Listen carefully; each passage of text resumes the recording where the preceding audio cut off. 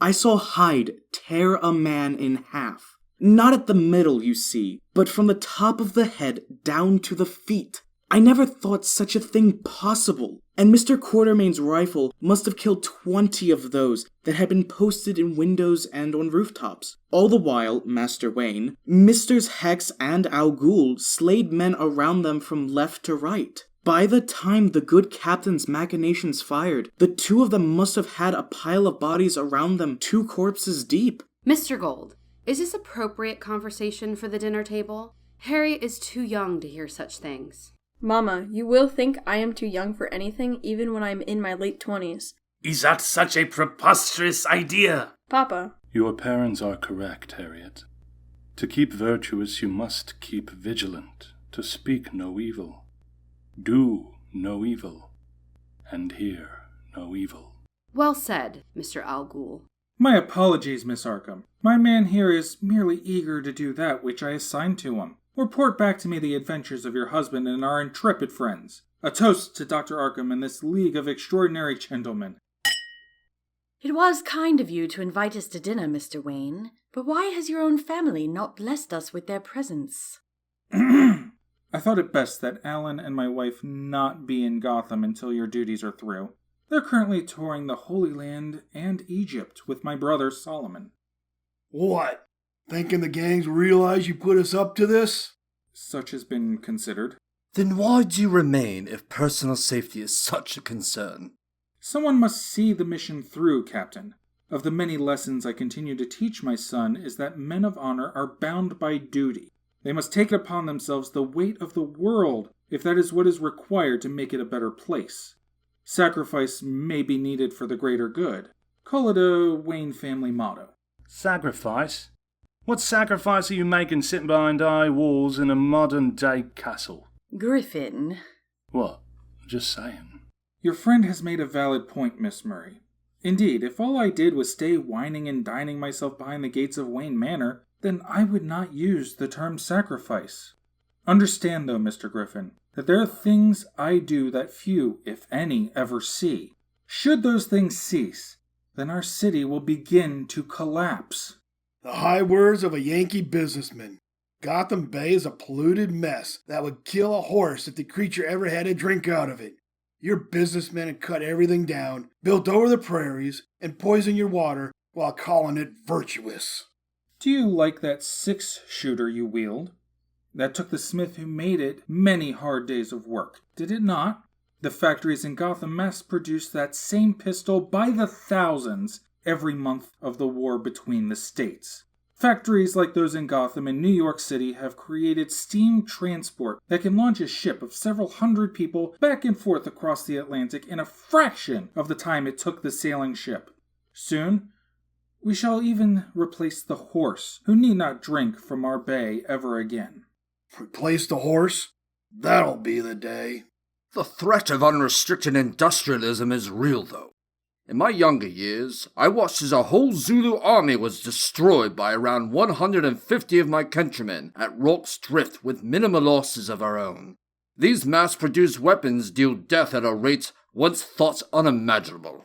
Manufacturing is about more than just weapons for self-defense, gentlemen. More people can access blankets and clothes than ever before, and at cheaper prices due to the Shrek plant on the other side of the city, and others like it across this great nation.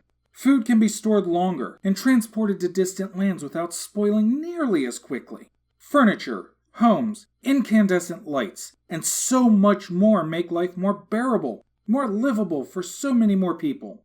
The light bulb has replaced the lantern and candle, saving families from death by fire. Even medicines are being developed that will extend our lifespan by decades. And what of the laborers of these factories? I have heard of the horrors many must endure. Even children. Sorry, Madam Arkham. Factory work is dangerous. Not any more than exploring the West, building a railroad, digging for gold amidst the elements and wildlife. But our workers are heroes who are building civilization one bolt at a time. Unlike in the past, they no longer have to travel for a wage or have to live in a tent.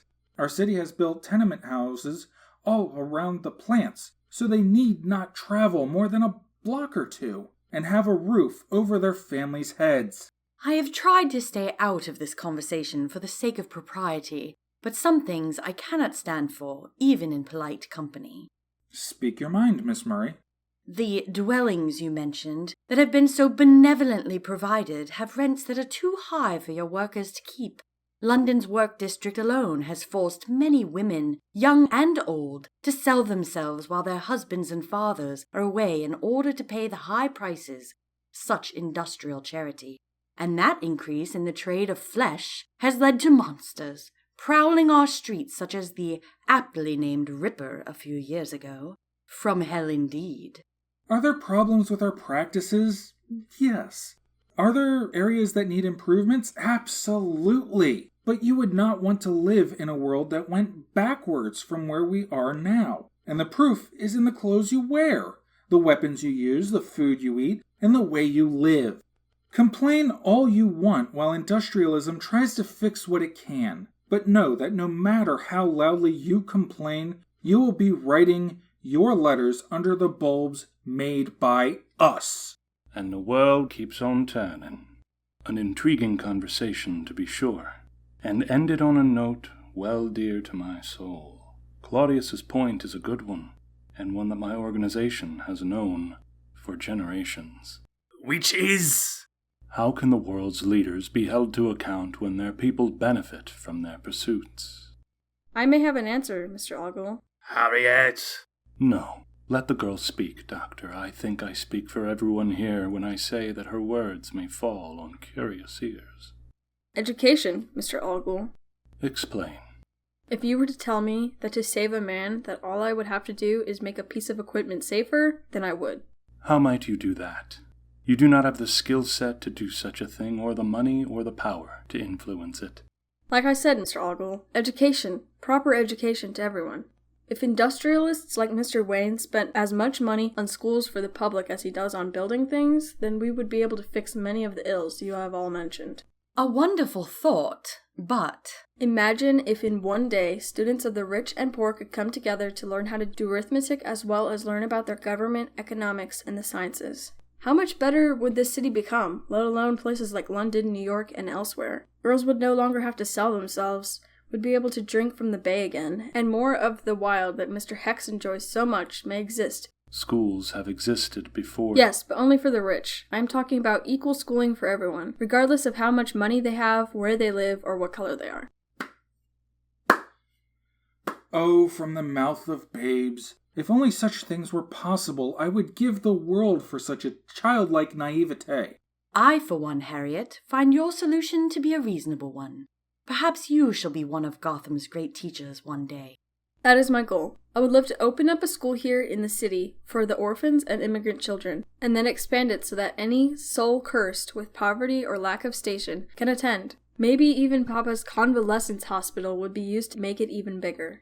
A better use for that old place I could not devise myself. In time, dear Harriet. Perhaps the old and jaded, such as Mr. al-Ghul, could be swayed to support your righteous dreams. A worthy experiment for a later time, Miss Murray. Did you realize that your daughter was this ambitious, Dr. Arkham? What can I say? I raised her well. Ladies, get down! Claudius, now's that time for sacrifice. Who are they? Come on out, Hex, you yellow-bellied coward. No reason to get anyone else in there with you hurt. Friends of yours, Hex. Something like that. It looks to be about 40 of them. But you cannot count on me. My Seums are back at the Nautilus. If you don't mind, gentlemen, Mr. Hex is doing some work for me at the moment. Give him a month and... Hex is off the payroll as of now. Quentin Turnbull has a debt to repay, and he's repaying tonight. Turnbull? I don't understand. He's a Confederate that believes Hex slighted him. It's a long story. Now how do we get to work? Take your wraps off in front of the ladies, and I'll break your neck. Oh, it's not like they would see anything anyway. It's the thought of the thing. Hex is right. Leave them on for now. Hex, where are you going? You can't possibly handle 40 of them on your own, especially after your wound from the last round. It stopped bleeding hours ago. Trust me, it did not. Turnbull's my mess. I'll clean it myself. This must be the American bravado I've heard so much about. Is your masculinity worth getting yourself killed? Stay out of this, Murray. Quartermine, can I see your rifle? I'm low on ammo. She's an old girl, my boy. Treat her with respect. You want me, boys? Well, here I am. Ross, this is madness. He needs our help. What good would my sword do at this range? Since when has that stopped you? I'm afraid, Miss Murray, our friend made things very clear. This is between him and them. If he can survive this, perhaps there might be a spot for him in the League of Shadows. Men. Fine, I will do it myself. Mina, you could be hurt. Oh, please, Alan. What is the likelihood that they brought silver bullets? Whether you get shot and have the bullet fall right out again or not, it's all the same to me. I appreciate your affection, but I must now save the moron you've loaned your gun to.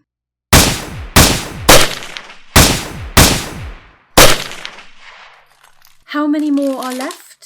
36. And were you planning on having a shootout all night long, then? Just until they're dead. Then I will help speed things up. I don't need your help. Let me phrase this another way. With all this blood around, you will want my help, or else certain temptations can get intense, and then, well, whatever happens is on you. Fine. The guys on the right over there are trying to flank. Head 'em off before they cause a ruckus inside. Done. Did you hear that? Yeah. Any of your men? No. They and Ross are leaving this upon you. Perhaps we have some help from the citizens of Gotham. That'd be a surprise. Indeed. But now the fight is no longer just about you. Fair enough. Let's finish this.